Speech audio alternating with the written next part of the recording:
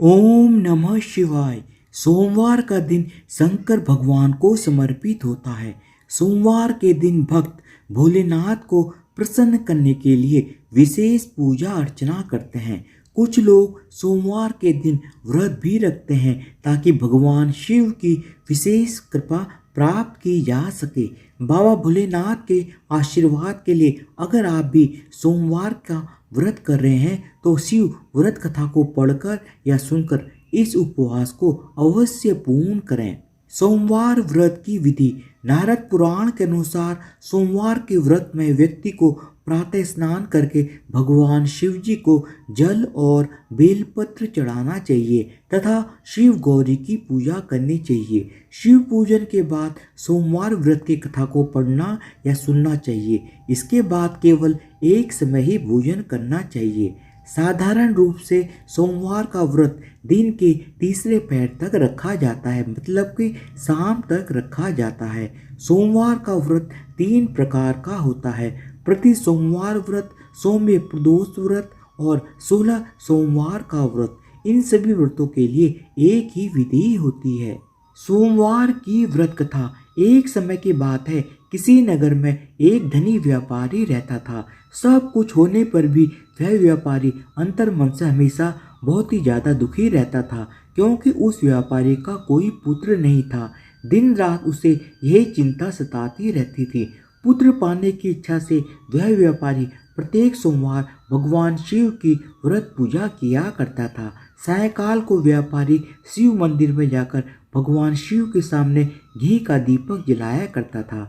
उस व्यापारी की भक्ति को देखकर एक दिन माता पार्वती ने भगवान शिव से कहा, हे प्राणनाथ, यह व्यापारी आपका सच्चा भक्त है। कितने दिनों से यह सोमवार का व्रत और पूजा नियमित कर रहा है। भगवान, आप इस व्यापारी की मनोकामना अवश्य पूर्ण करें। पार्वती जी की इच्छा सुनकर भगवान शिव ने पार्वती जी से कहा, हे पार्वती, इस संसार में हर प्राणी को उसके कर्मों का फल मिलता है और जिसके भाग्य में जो हो उसे भोगना ही पड़ता है। लेकिन पार्वती जी ने साहूकार की भक्ति का मान रखने के लिए उसकी मनोकामना पूर्ण करने की इच्छा जताई। माता पार्वती का इतना आग्रह देखकर भगवान शिव ने माता पार्वती से कहा, तुम्हारे आग्रह पर मैं इस व्यापारी को पुत्र प्राप्ति का वरदान देता हूँ, लेकिन इसका पुत्र 16 वर्ष से अधिक जीवित नहीं रहेगा। उसी रात भगवान शिव ने सपने में आकर उस व्यापारी को दर्शन देकर उसे पुत्र प्राप्ति का वरदान दिया और उसके पुत्र के 16 वर्ष तक जीवित रहने की बात भी बताई। भगवान के वरदान से व्यापारी को खुशी तो हुई, लेकिन पुत्र की अल्पायु की चिंता ने उस खुशी को नष्ट कर दिया। व्यापारी पहले की तरह ही सोमवार का विधिवत व्रत करता रहा। कुछ महीनों के पश्चात व्यापारी के घर में अति सुंदर पुत्र उत्पन्न हुआ। इससे व्यापारी के घर में खुशियां भर गई। बहुत ही धूमधाम से पुत्र जन्म का समारोह मनाया गया। व्यापारी को पुत्र जन्म की अधिक खुशी नहीं हुई, क्योंकि उसे पुत्र की अल्पायु के रहस्य का पता था। यह रहस्य घर में किसी और को मालूम नहीं था। विद्वान ब्राह्मणों ने उस पुत्र का नाम अमर रखा। जब अमर 12 वर्ष का हुआ तो व्यापारी ने उसे शिक्षा प्राप्ति के लिए वाराणसी भेजने का निश्चय किया। व्यापारी ने अमर के मामा दीपचंद को बुलाया और कहा कि तुम अमर को शिक्षा प्राप्त करने के लिए वाराणसी ले जाओ। अमर अपने मामा के साथ शिक्षा प्राप्त करने के लिए वाराणसी की ओर चल दिया। रास्ते में जहाँ पर भी अमर और दीपचंद रात्रि विश्राम के लिए ठहरते, वहीं पर यज्ञ करते और ब्राह्मणों को भोजन कराते और दान दक्षिणा देते। लंबी यात्रा के बाद अमर और दीपचंद एक नगर में पहुंचे। उस नगर के राजा की कन्या के विवाह की खुशी में पूरे नगर को सजाया गया था। निश्चित समय पर बारात आ गई, लेकिन वर का पिता अपने बेटे के एक आंख से काना होने के कारण बहुत ही ज्यादा चिंतित था। उसे इस बात का भय सता रहा था कि राजा को इस बात का पता चलने पर कहीं वह विवाह से इनकार न कर दे, इससे उसकी बहुत ही ज़्यादा बदनामी होगी।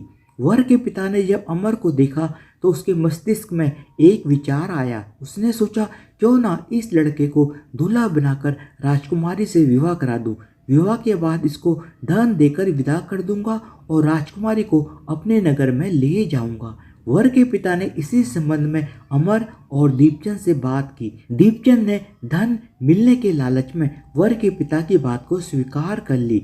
अमर को दूल्हे के वस्त्र पहनाकर राजकुमारी चंद्रिका से विवाह करा दिया गया। अमर जब लौट रहा था तो वह सच को छिपा नहीं सका और उसने चुपके से राजकुमारी की ओढ़नी पर लिख दिया कि हे राजकुमारी चंद्रिका, तुम्हारा विवाह तो मेरे साथ हुआ है।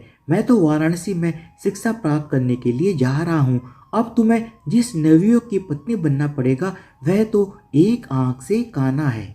जब राजकुमारी ने अपनी ओढ़नी पर लिखा हुआ पढ़ा तो उसने काना लड़के के साथ जाने से इनकार कर दिया। राजा ने सब बातें जानकर राजकुमारी को महल में रख लिया। उधर अमर अपने मामा दीपचंद के साथ वाराणसी पहुंच गया। अमर ने गुरुकुल में पढ़ना शुरू कर दिया। जब अमर की आयु 16 वर्ष की हुई तो उसने और उसके मामा ने एक यज्ञ का आयोजन किया।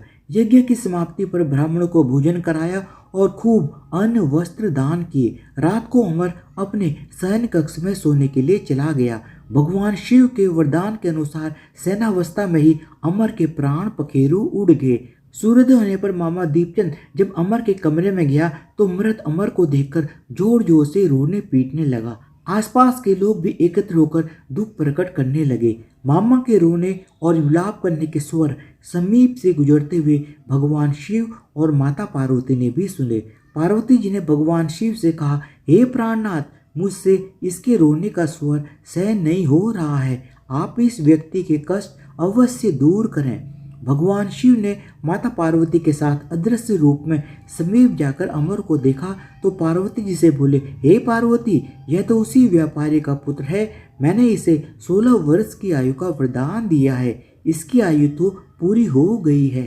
पार्वती जी ने फिर भगवान शिव से निवेदन किया कि हे प्राणनाथ, आप इस लड़के को जीवित करें, नहीं तो इसके माता पिता पुत्र की मृत्यु के कारण रो रो कर अपने प्राणों को त्याग देंगे।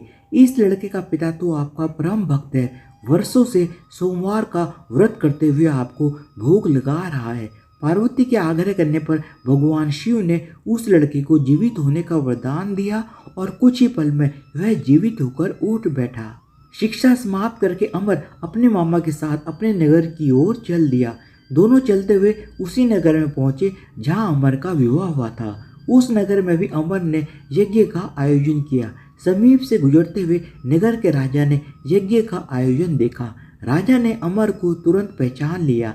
यज्ञ समाप्त होने पर राजा अमर और उसके मामा को महल में ले गया और कुछ दिन उन्हें महल में रखकर फिर बहुत सा धन, वस्त्र इत्यादि देकर राजकुमारी के साथ विदा किया।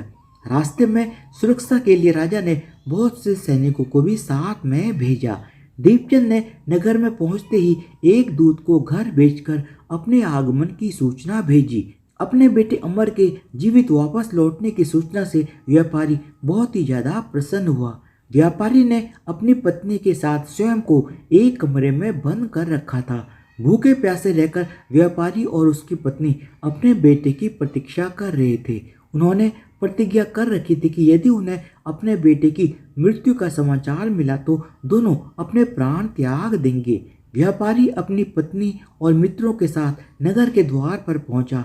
अपने बेटे के विवाह का समाचार सुनकर पुत्रवधू राजकुमारी चंद्रिका को देखकर उसकी खुशी का ठिकाना न रहा। उसी रात भगवान शिव ने व्यापारी के सपने में आकर कहा, हे श्रेष्ठी, मैंने तेरे सोमवार के व्रत करने और व्रत कथा सुनने से प्रसन्न होकर तेरे पुत्र को लंबी आयु प्रदान की है। व्यापारी इससे बहुत ही ज्यादा प्रसन्न हुआ।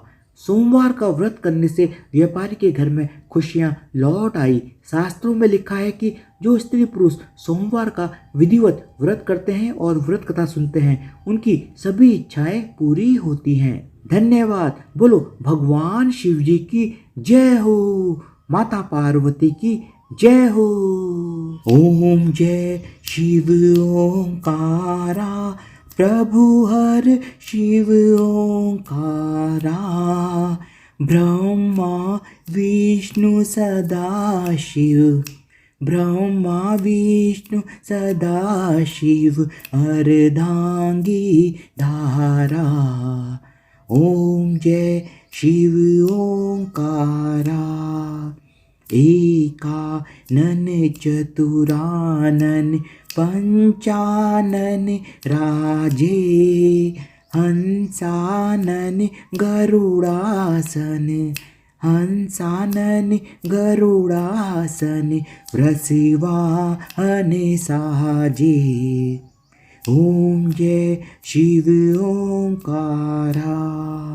दो भुज चार चतुर्भुज 10 भुज ते सोहे तीनों रूप निरखता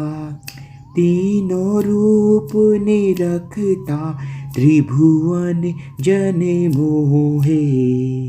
ओम जय शिव ओंकारा। अक्षय माला वन माला मुंड माला धारी चंदन मृग मद सोहे भोले शशिधारी। ओम जय शिव ओंकारा। श्वेतांबर पीतांबर बागंबर अंगे सनिकादिक ब्रह्मादिक भूतादिक संगे। ओम जय शिव ओंकारा।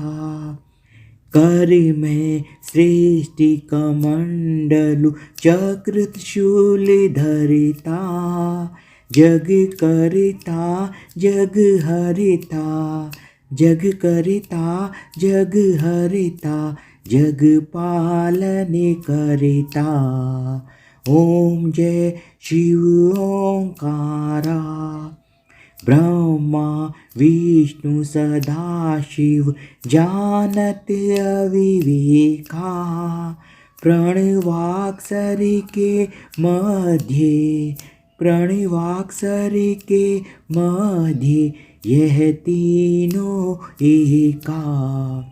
ओम जय शिव ओंकारा। त्रिगुण शिव की आरती जो कोई गावे कहते शिवानंद स्वामी मनवांचित फल पावे। ओम जय शिव ओंकारा। प्रभु हर शिव ओंकारा। ओम जय शिव ओंकारा। प्रभु हर शिव ओंकारा। ओम जय शिव ओंकारा। प्रभु हर शिव ओंकारा।